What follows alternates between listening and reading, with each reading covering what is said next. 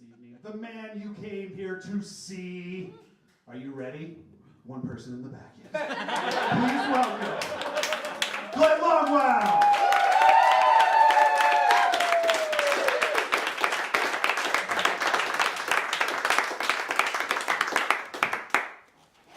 Well, hello, everybody. How are we on this fine evening? Woo! Woo! Yeah. Let's give it up for Dean.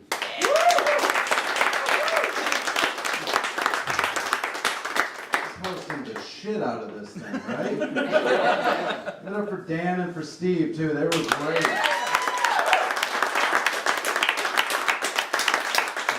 All right, thank you. That's my time. So, I did this. Eddie and I have known each other for a while, so I asked him if he could do this, and he was excited. I was a little nervous at first, because I've had a crazy year. I don't know about you guys, but 2016 and 2017 been a crazy fucking year for me. I found out my girlfriend was pregnant, so it's got to be the first time anybody's applauded a mistake. Nobody hits a car and just, yeah! Fucking T-bone! But no, it's pretty great. We found out, we didn't want to tell anybody until we knew what the sex was, which you can do it like 10 weeks now. And we found out it was a boy, which is awesome, because I'm almost entirely Irish, and my girlfriend's half Irish and half Puerto Rican. So the baby will be a quarter Puerto Rican and 75% Irish, which means that it'll be white enough to get all of its white privilege, but brown enough to where he might be an athlete. So, we got plans. When I started telling people we're having a boy, everybody makes the same hack joke. They're like, oh, hey, the good thing about a boy, you only have to worry about one penis. It's like, yeah, well, yours is sticking his dick in a light socket right now, so maybe you're not doing too great at that. But no, we posted it on Facebook, and we got like 150 likes. It was pretty awesome. And then I was looking back, because I don't know about you guys, but I kind of get my self-worth through my Facebook likes.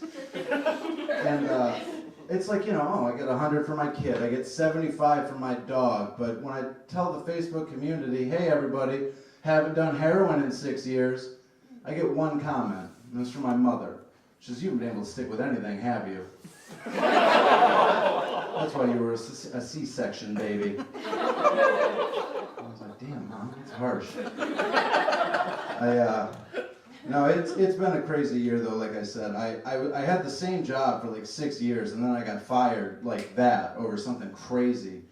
And I spent some time looking for a new job because it wasn't a great time. I had a roommate. We just moved in together. We were both unemployed. I got a job pretty quickly. I was working at a video rental place because when you think job security, you think video rental place. I didn't last there long, though, because apparently my job was not simply to explain to people what Netflix is and how it works. It does not fit the business acumen. But it's okay, though. I got another job now, which is, it's different. I'm working with the public still. The public sucks. They're fucking crazy. I had a woman the other day, because I work in a deli, and she goes, I want it shaved but not crumbled. I was like, medium? That's what you're getting. One cup. I have a woman that comes into my store, and she's a flat earther. Yeah, that's a thing. People think the earth is flat. And I don't know about you, but when somebody tells me something incredibly crazy, I have to research it. So I fell into like the dark corners of the internet, looking into this flat earth conspiracy. And there are people where they're so convinced they're right, all right? And this is how the earth is designed in their heads. So the North Pole is in the center of the earth, because duh. And it's surrounded by a 1,000-foot wall that we call Antarctica, because we're not in the know. And see, now in the North Pole, that's where God and Jesus and Santa and other mythical beings live. But the way that you get into the North Pole or heaven or what have you is you have to write a message in your own blood. Now stop and think about that for a second. And then tell me the only time somebody's ever written in their own blood that wasn't a fucking psychopath. Because that is psychopath behavior. Like, at what point, if that were me, that would be the time where I stop and think, you know, maybe I'm wrong about this.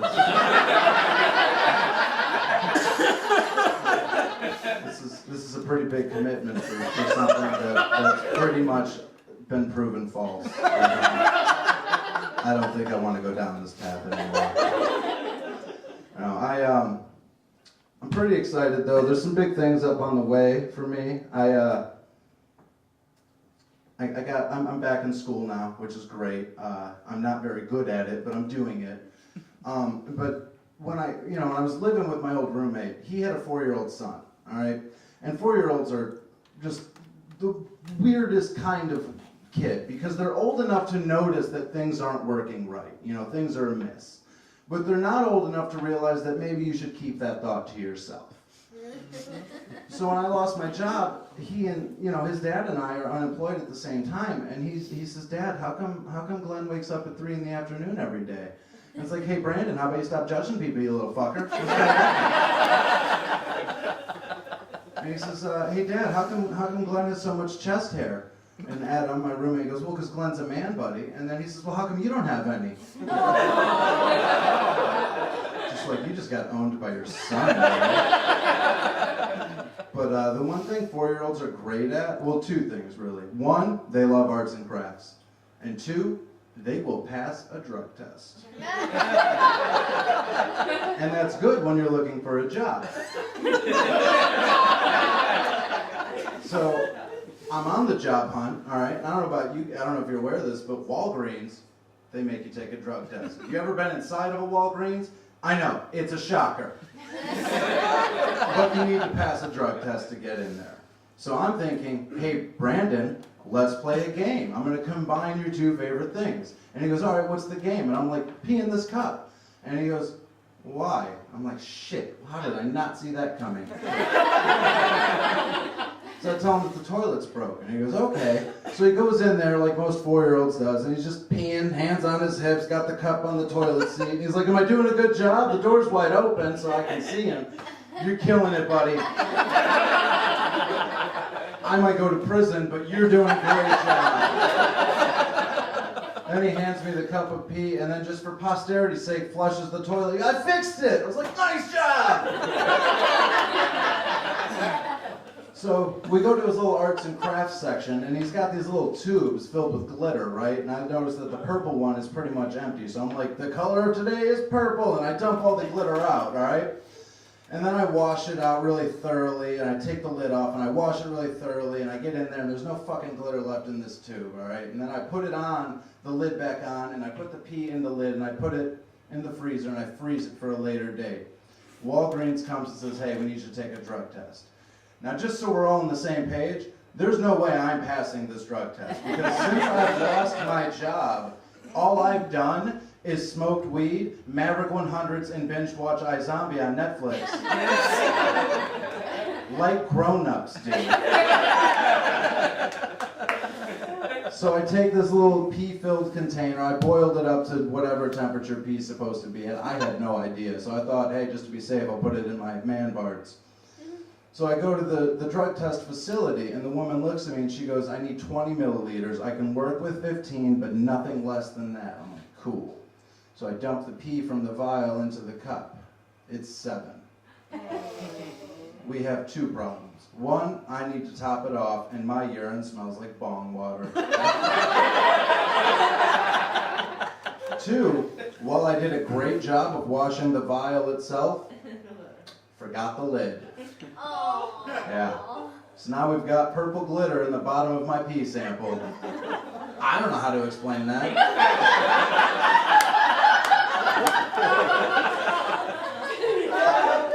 I don't have a story ready for her. I just handed her the pee and walked about my merry way and hoped for the fucking best. Needless to say, Walgreens was not contacting me.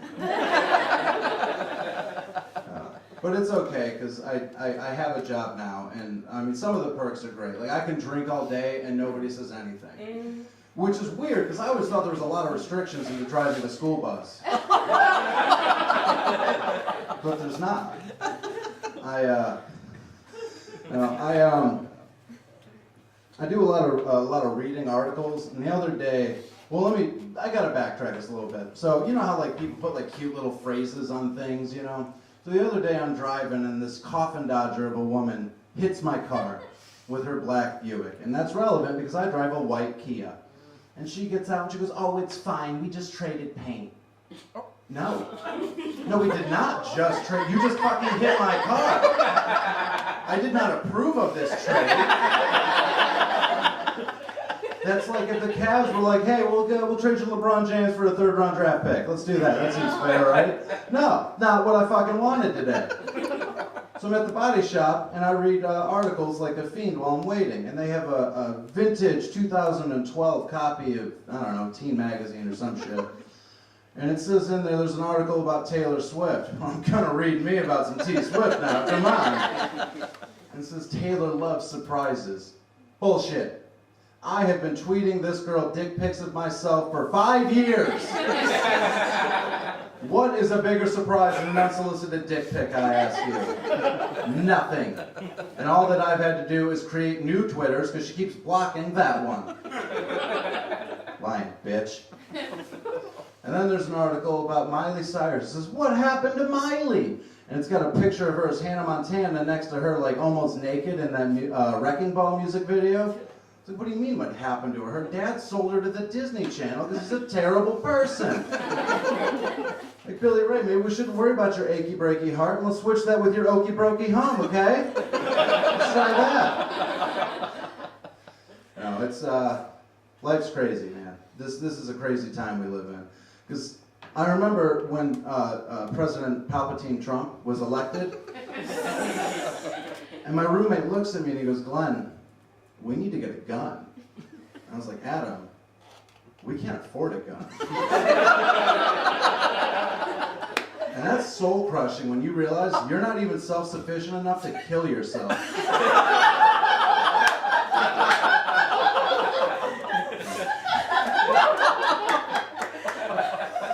Really puts things in perspective.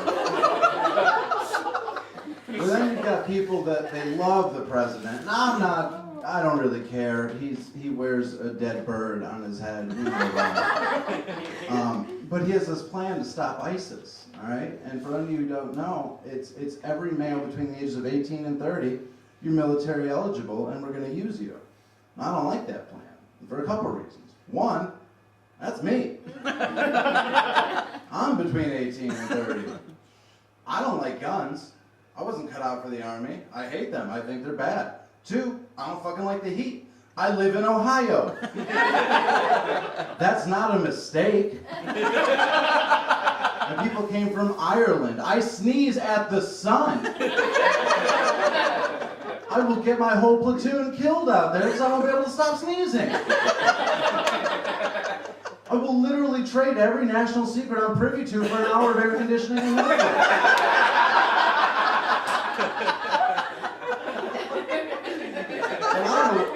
I don't know what I'm going to tell them. Like, "Oh, hey, did you guys hear that Joe Biden spent trillions of dollars installing a bat signal on top of the Pentagon?" They're going to be like, "What? No, kill him."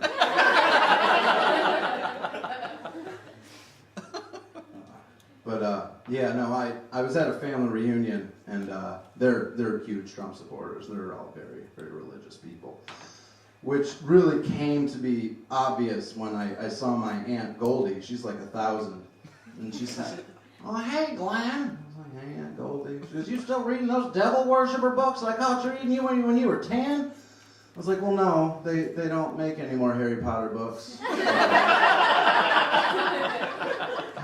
Kind of read them all. And she's like, "I don't care what it is. Magic is the devil's work." And I was like, "Well, what about that guy that turned water into wine? That seems like it might have been magic." "Well, that's different. God willed that magic."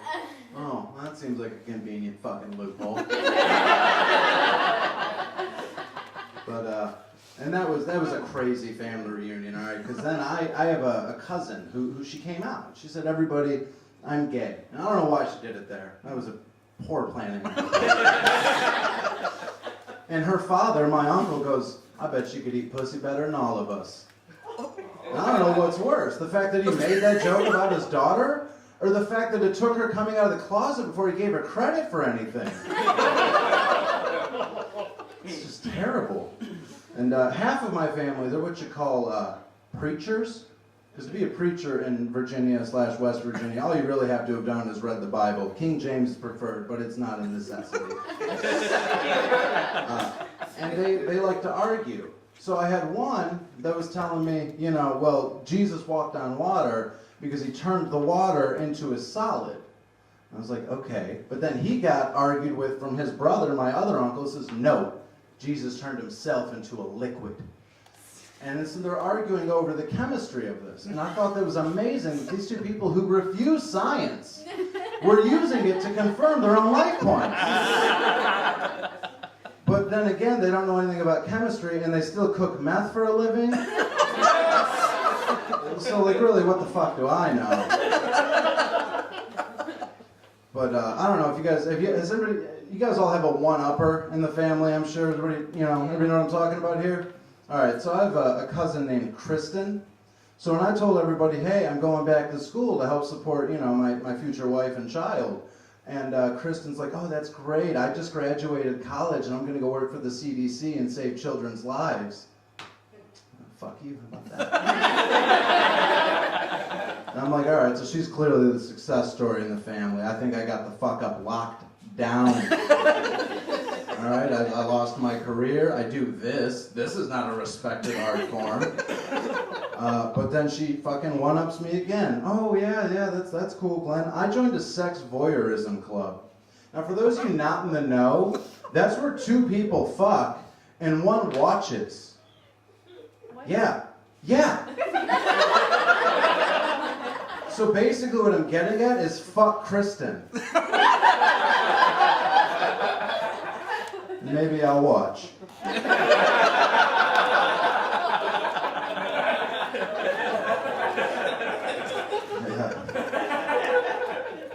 don't know if you guys are in the know about this, but Texas Instruments, which is a company in Texas, obviously, they print all of our textbooks in the country. They have a monopoly on it. And they've decided that they're not going to put anything in there that makes America look bad. Now, think about that for a second. How is that going to possibly read? Like, well, we came over here, and there were Indians, but we called dibs, so they just gave us the land. It was very peaceful. Nobody died. No smallpox. That's a myth. Also, it's not called slavery. It's called, non-consensual labor and immigration. Because that apparently sounds better than we used to own people. It drives me crazy. And that's not even the worst of it. The Mexican-American War, the war that we fought to get Texas, it didn't happen. It's not in there. It's just, this was the Louisiana Purchase. And then the next chapter, oh, fucking Texas and Arizona are here. Woo! Apparently they were feeling very giving that day. And this bugs me too, because I'm a history major, and I love history. There's so many fine points to history that get overlooked. Like, you guys familiar with Hannibal Barca? The guy that marched 40 elephants through the Alps? All right? That's crazy. Like, if you told somebody that you were going to invade by taking an animal native to warm Africa and marching them through one of the biggest mountain ranges in the fucking world during winter, they would tell you that's insane. And he did it. And he did it because when he was a child, his father said, Hannibal, promise me, you will never be a friend to Rome. Can you imagine if they had Facebook back then? How much easier that would have been? Just friend request, Rome, one mutual friend, Sicily. No. But then we don't get awesome movies, I guess. There's also, you guys familiar with this Julius Caesar character? He's noted for having some of the greatest sayings, like just, well, we crossed the Rubicon, that's a famous saying. The die has been cast, that's a famous saying. I came, I saw, I conquered. Like, these are really cool things. But do you know what he said whenever the Senate tried to attack him and kill him? The first guy attacked him with a dagger, right? Well, Julius Caesar's a trained fucking soldier, so he's gonna throw that guy on the ground. But rather than being scared for his life, like most people are when they get almost stabbed, he looks at me and says, Marcellus, you fool! How big does your ego have to be angry? Like, I'm not even nervous, I'm just pissed that this is how you tried it. And also, as far as famous sayings go, I feel like he's phoning in the last one, you know? Maybe we could have done a mulligan. Let him try to think of something a little cleverer. What can you do? I also read, though, they're going to stop teaching Chaucer in high school English classes because he talks about cunnilingus and analingus, which analingus, if anybody's unaware, is basically butthole licking. It also transfers to a guaranteed callback. Just saying. But they don't want to teach that in school because they're like, teenagers don't need to know about this.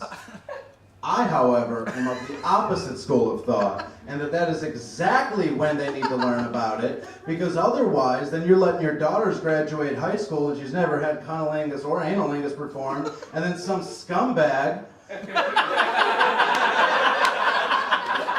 who is in the know performs said acts and gets her pregnant. You know, hypothetically.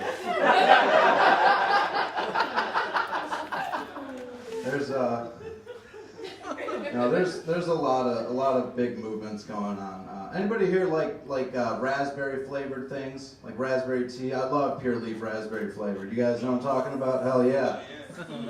You know where they get artificial raspberry flavoring? All right.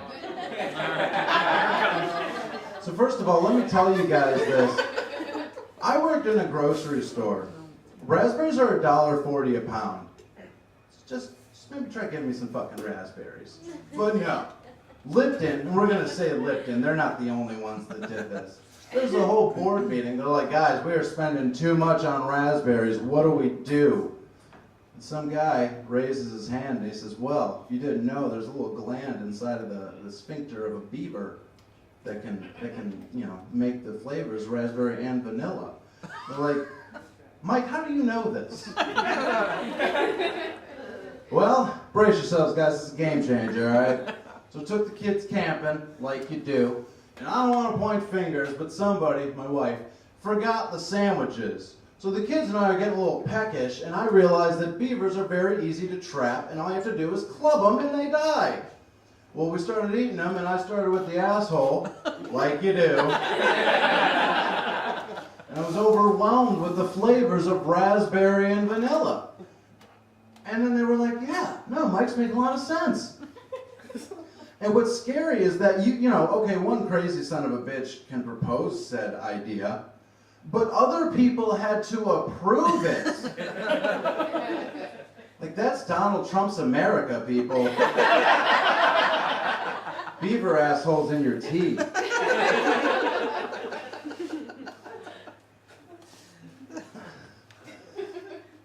I was watching the news the other day, and they said that now 1 in 17 kids, I think it is born with autism. I have no idea what the percentage on that is, but if I were autistic, I'd give it to you just like that. I told that joke to my grandma, and she's like, your whole generation's autistic. I was like, what? And she goes, no, really, all right? You guys don't talk. You do all of your communication through the internet. You don't date. Sex doesn't mean anything. And then if you are dating, you're too afraid to have the conversation of, are we dating or not? And I was like, whoa, why is an 82-year-old woman hitting me with these social fucking observations? I don't appreciate it. Go back and crochet me an Afghan, woman. But she's right. So I devised a mechanism that you can tell if you're dating or not, all right? So if you're texting somebody, you guys are clearly talking. If you find yourself apologizing regularly, you're probably on the way to dating.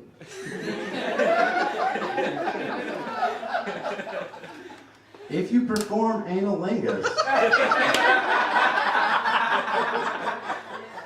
you are monogamous as fuck.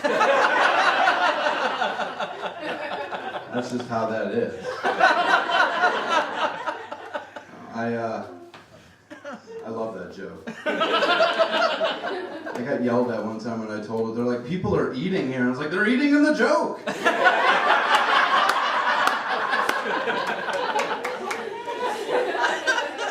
He didn't see it my way.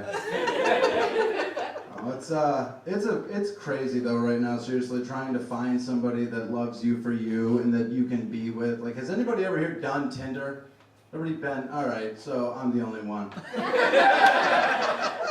Fucking liars. Tinder is the worst, okay? Because you're just, you know, as a guy, you're just swiping on everybody. You're like, whatever, maybe I'll fucking get something. And girls, they get like 60 matches a day. So why they ever swipe right or left or whatever on me, I don't know. But I had this girl one time, and she swipes right, like she likes me. But it says on there, I like guys that are above 6 feet tall, have muscles, and tattoos. So I opened the conversation with, hey, if you're in the mood for the exact opposite of those things, I'm your guy. I hooked up with a girl once from Tinder, though, and that was horrifying, all right? I'm not freaky. Like, I eat pussy with the best of them. We've already described some of the things that I'll do with my mouth. But this girl was like, choke me. And I'm like, all right. And I started to go limp. And she's like, what the fuck is wrong with you? And I was like, I'm not a serial killer.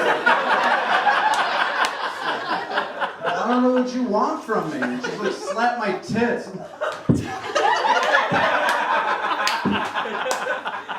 Spit in my face. I don't want to. What's a safety word?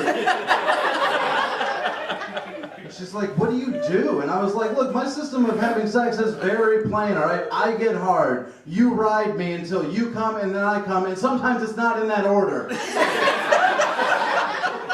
That is how sex works. What you did, that's murder. Some of the shortest dates in my life, though, were because of Tinder. Like, I met up with this one girl, and the first thing she says to me is, creationism just makes more sense to me than evolution. I was like, well, leaving makes more sense than staying. I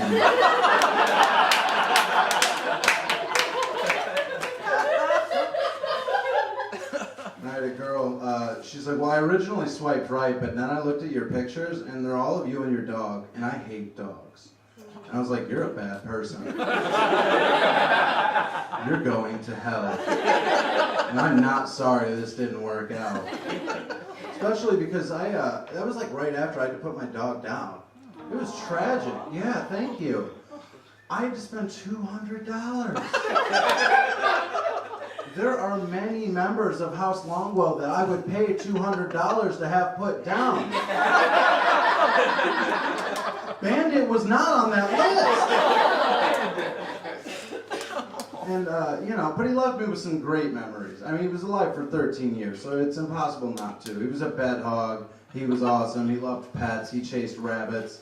I remember one time I was 20 years old, all right? And that's important for the context of this story. I was 20. So I come home from the bar, like you do. And I'm blackout drunk. Like, I should not be allowed to be around people right now. I'm that drunk. And it's 2 a.m. So I said, hey boy, let's go for a walk, like you do. So I put him on the leash, and we go for a walk. And I'm zigzagging, because walking straight is asking an awful lot of me at this point. And he's zigzagging because, hey, why the hell not? And he's in charge of the walk, and he knows that, so we go the long route. And we get pulled over in Avon Lake at 2 a.m, reeking of black velvet. Because I'm a classy drunk. The cop looks at me and says, you been drinking? And I was just like, well, yeah. He's like, well, I noticed because you're having a hard time walking straight. And I was like, well, sir, it's better for my cardio. He says, what are you doing out here? And I was like, please tell me there's a dog at the end of this leash, otherwise I don't fucking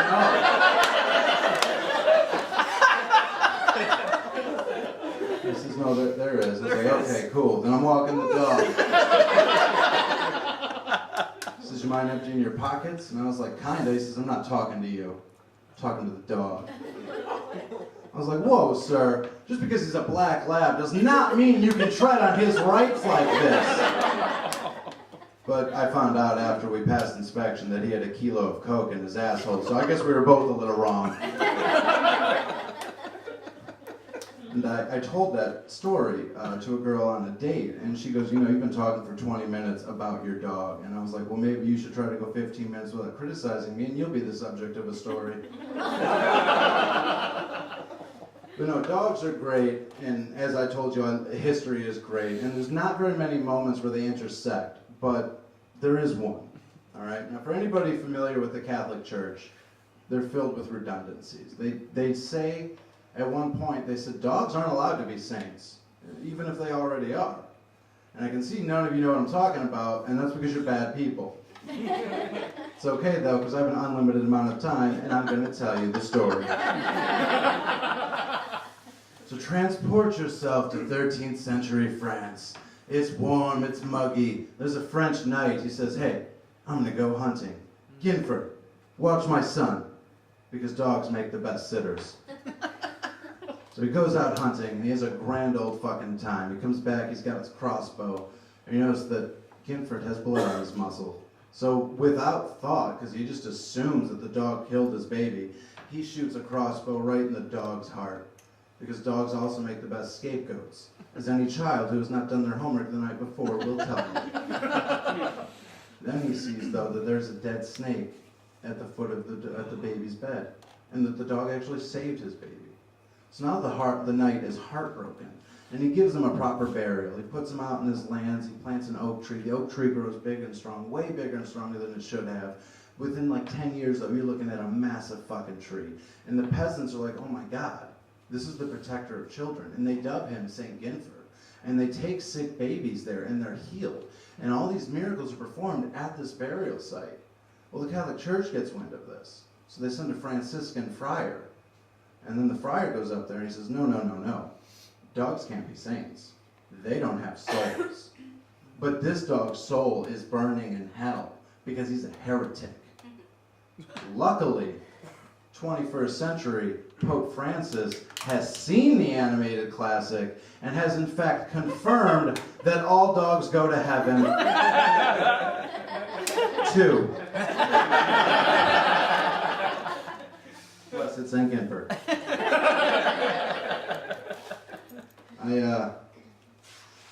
We live in probably one of the most crazy societies in the history of the world. It is perfectly normal for somebody to call their dog their child. Like, you don't even think twice about it. People talk to their dog. Dogs don't speak English. There's phrases that we use, like non-smoker. No, I'm a smoker. You're a normal person. That's how that works. And now we have medication for everything. Like, oh, you're constipated? Here's a pill for that. Oh, you got the runs? Here's a constipation pill. Oh, you want to quit smoking? There's a pill for that. I don't know if you guys are familiar with it, but it's called Chantix. All right? Now, Chantix has a few side effects that you may or may not be aware of, such as diarrhea, restless leg syndrome, depression, suicidal thoughts or tendencies, or as I like to call it, a Tuesday.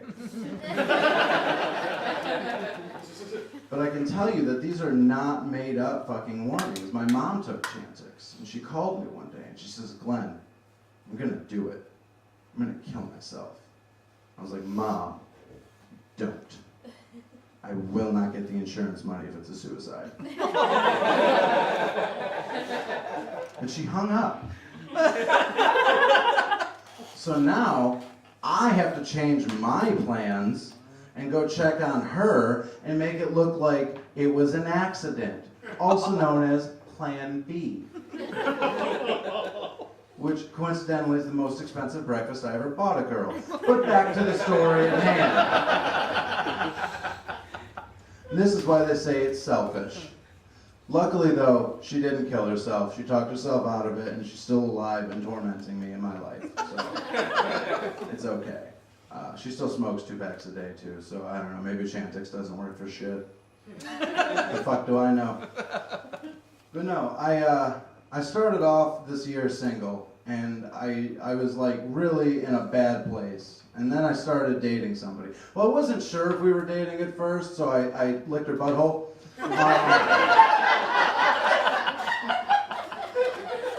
And then that plus the baby, I am fucking in there. Well, all right, guys, thank you very much. My name is Glen Longwell.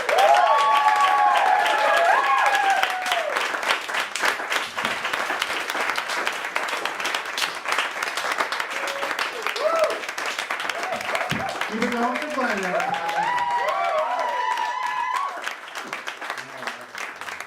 You guys have fun tonight?